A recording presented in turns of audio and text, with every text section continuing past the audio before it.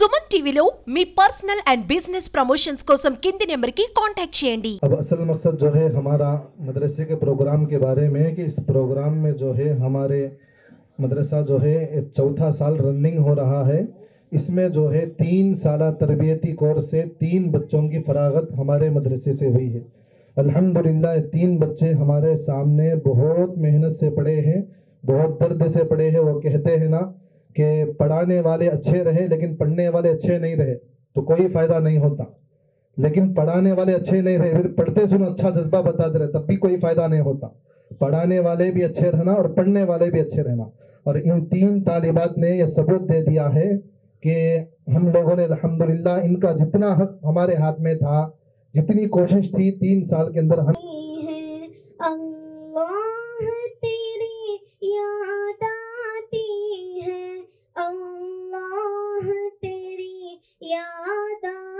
से मिलना है हशर के दिन, नबी से मिलना है हशर के दिन, आयशा को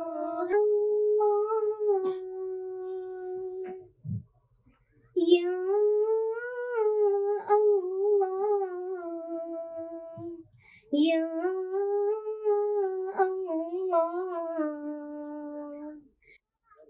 خلق الإنسان من علق اقرأ وربك الأكرم الذي علم بالقلم علم الإنسان ما لم يعلم.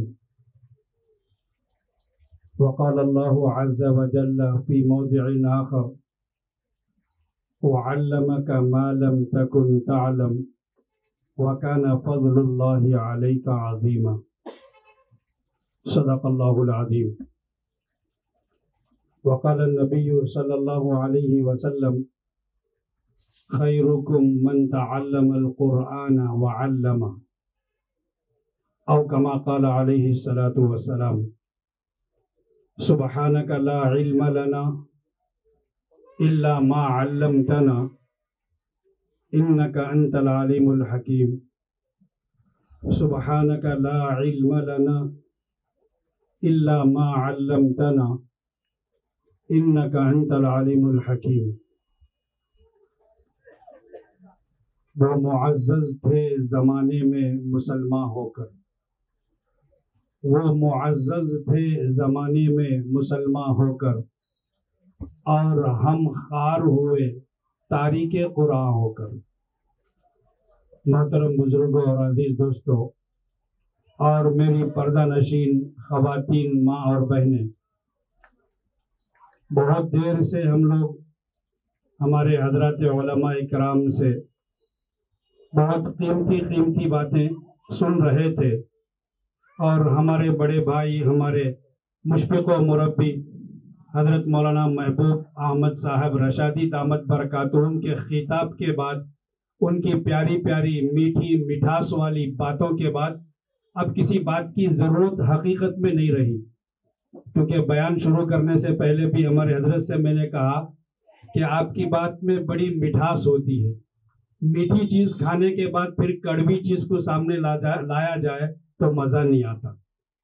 تو پھر بھی ان بڑوں کے، چونکہ ہمارے مفتی منصور صاحب اور مولانا مفتی شبیر صاحب ہمارے شاگردوں میں سے ہے، ان شاگردوں نے بڑی محبت سے، عظمت سے انہیں آپ لوگوں کے سامنے ہمیں کھڑا کیا ہے، تو میں مختصر طور پر چند باتیں آپ لوگوں کے سامنے عرض کرنا چاہوں گا۔